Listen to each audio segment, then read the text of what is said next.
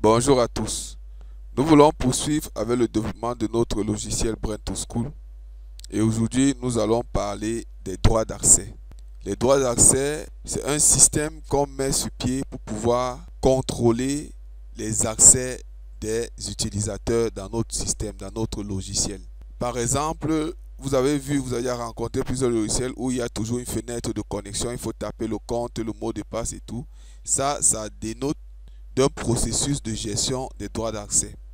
Mais le gros de ce travail est de contrôler les habilitations qu'on accorde aux utilisateurs. Quand on parle d'habilitation, par exemple dans notre système, il y a la gestion de l'économie, la gestion des études, la gestion des élèves, la saisie des notes, la production des bulletins de notes, la messagerie, et on pouvait ajouter d'autres modules comme la bibliothèque et autres. Maintenant, celui qui doit entrer par exemple les notes n'a rien à savoir est-ce que tel élève a payé, tel élève n'a pas payé. Pour le faire, il faut rencontrer celui qui gère par exemple l'économie. Et donc voilà comment le système est structuré. Et nous pouvons donc donner des habilitations aux enseignants pour entrer les notes et leur enlever des habilitations pour regarder les finances, qui a payé, quel élève est en règle dans son paiement ou pas, pour que cela ne concerne que celui qui va gérer les finances.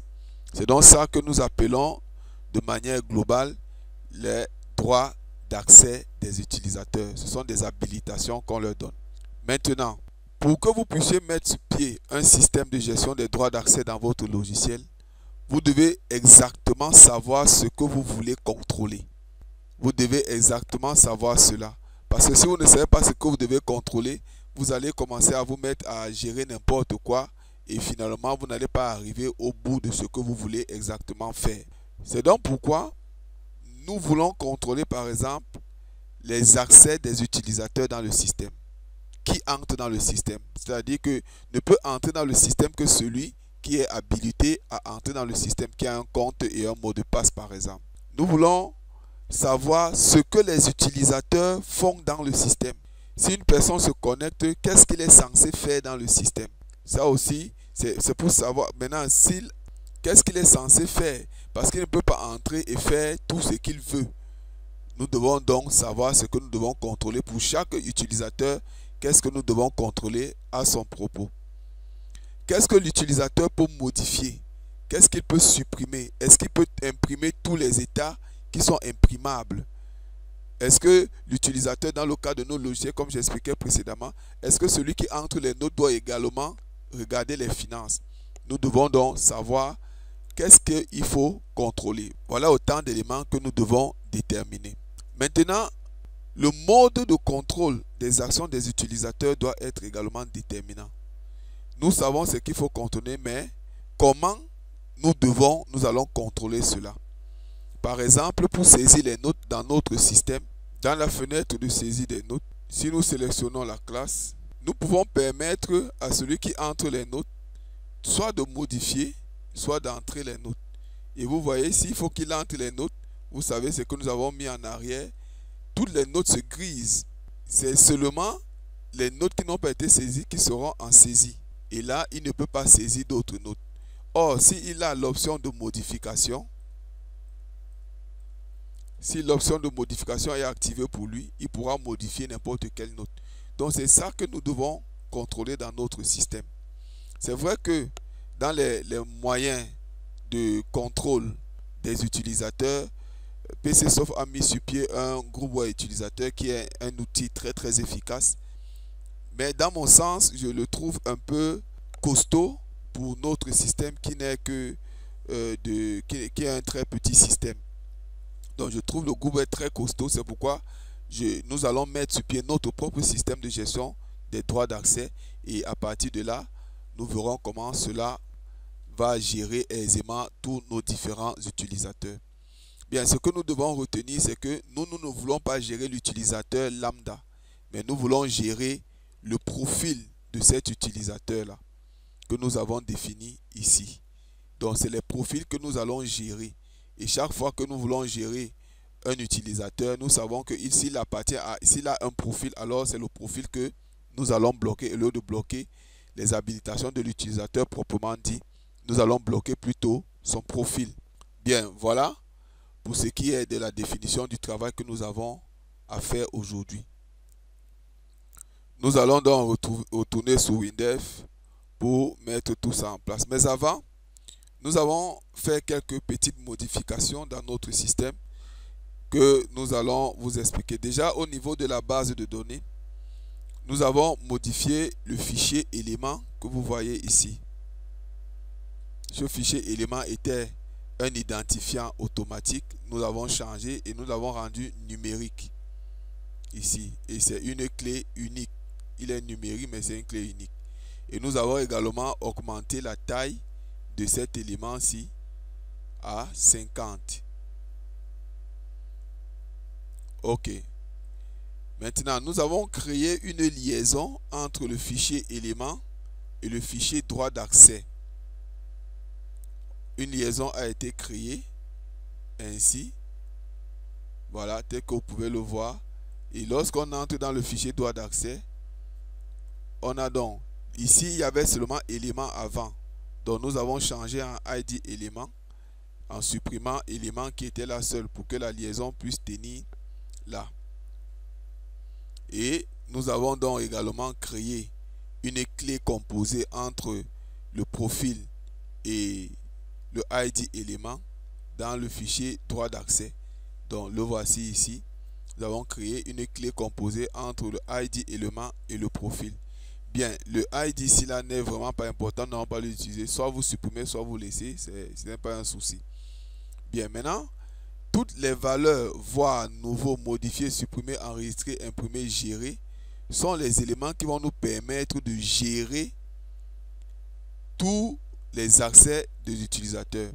Précédemment, c'était des interrupteurs qu'on avait choisis ici. Mais nous avons changé, nous avons pris combo parce que nous voulons lui donner beaucoup plus d'options.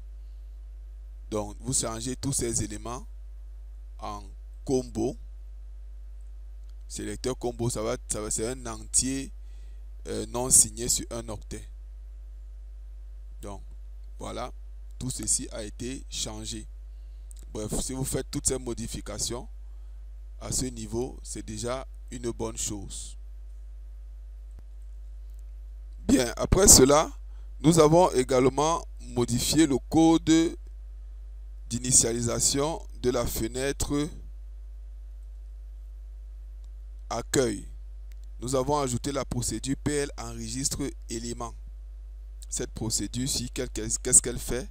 Si on regarde, donc voilà la procédure.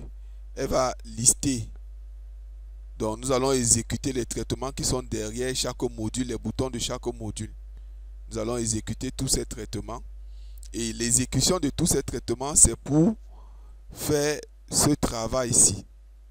C'est pour que à chaque fois qu'il va réexécuter ces procédures, le travail qu'il va faire derrière, ce sera d'enregistrer les éléments dans la table, dans le fichier éléments, tel que vous voyez à l'écran.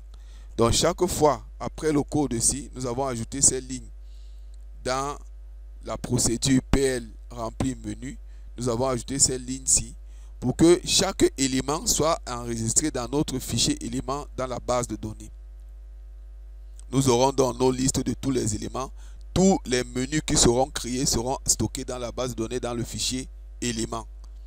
Et à partir de là, donc, si on revient, bien, quand nous retournons à la procédure PL enregistre, nous avons cette autre partie du code que nous avons ajoutée. Et cette partie du code nous permet pour chaque profil d'ajouter tous les éléments de chaque profil. Et chacun de ces éléments va nous permettre de savoir comment est-ce que nous allons gérer les habilitations du profil. Parce que ce sont les menus qui permettent d'ouvrir les fenêtres. Et chaque fenêtre a donc des boutons. Les boutons enregistrés, les boutons modifiés, les boutons imprimés, les boutons nouveaux, les boutons supprimés, Maintenant, gérer et voir vont nous permettre de gérer les éléments qui sont dans la fenêtre. Donc voilà, voir ici va faire référence à est-ce que nous pouvons voir un menu. Est-ce que l'utilisateur peut voir un menu s'afficher?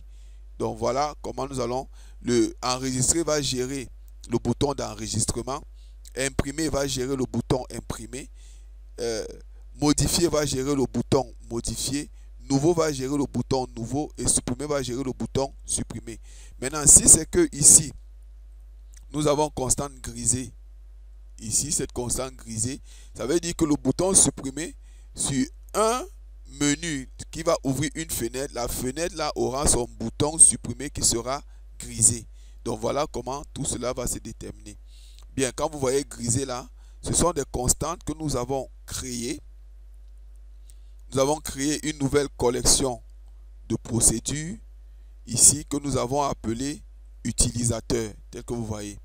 Et cette collection de procédures a les constantes que nous avons définies, invisible 0, constante actif 1 et grisé 2. Voilà les trois constantes qui vont nous permettre de gérer les boutons. Maintenant, nous avons également défini une structure, une nouvelle structure que nous avons appelée ST droit d'accès. Voici ces éléments, les rubriques de la structure ST droit d'accès, tel que vous voyez à l'écran. Bien, nous allons poursuivre avec la gestion de nos droits d'accès. Maintenant, tout ce que je viens d'expliquer, ce sera public. Et il y aura une partie, le code, le gros code qui sera dans la fenêtre 73, qui est la fenêtre de gestion des droits d'accès. Le gros du code sera vraiment en privé. Donc voilà, vous allez créer une fenêtre pour poursuivre. Nous allons créer une fenêtre que nous allons nommer 73 et nous allons ajouter les champs. Ça, c'est un champ table hiérarchique. Dans le champ table hiérarchique, nous allons placer les colonnes telles que vous voyez à l'écran, tout ça. Et nous avons ajouté ID élément et ID module, c'est-à-dire l'identifiant du module. Maintenant, nos modules sont classés de 1 jusqu'à 7. Donc, le module économie, c'est 1, ainsi de suite, jusqu'à sécurité qui est 7. Bien, voilà, on a tous les éléments de notre table là. Je pense pas que j'ai encore ajouté autre chose. Et nous avons ajouté ici une combo profil. C'est la même combo que j'ai récupéré de l'autre côté dans la fenêtre 72. Bien. Maintenant, pour montrer le résultat final à ceux qui sont n'ont pas encore payé leur contribution, le résultat final sera ceci. Lorsqu'on est dans les droits d'accès, on aura, si on sélectionne administrateur par exemple, là on a Economa va lister tous ses menus, scolarité va lister ses menus, études va lister ses menus, examen, statistique, chacun va lister ses menus. Et qu'est-ce que on a donc à faire? C'est de venir sur chacun de ces menus. Nouveau, ça veut dire est-ce qu'on peut gérer le bouton nouveau? Dans ce cas, si il peut gérer le bouton nouveau, on va mettre activer. S'il peut gérer le bouton enregistrer, on met activer. Si on ne veut pas que l'utilisateur voie un bouton, on va mettre invisible, ainsi de suite. Donc derrière chacune de ces colonnes, il y a déjà un code qui enregistre automatiquement lorsque la modif a été faite. Et là, donc, dès que vous sélectionnez seulement, l'enregistrement se fait en arrière-plan lorsque vous sortez du champ. Donc voilà, ainsi de suite, tel que vous pouvez le voir à l'écran. Donc c'est ainsi, c'est à ce résultat que nous allons arriver. Maintenant, pour avoir accès au code, vous savez ce qu'il vous reste à faire. Les contacts sont envoyés dans le groupe Telegram. Merci.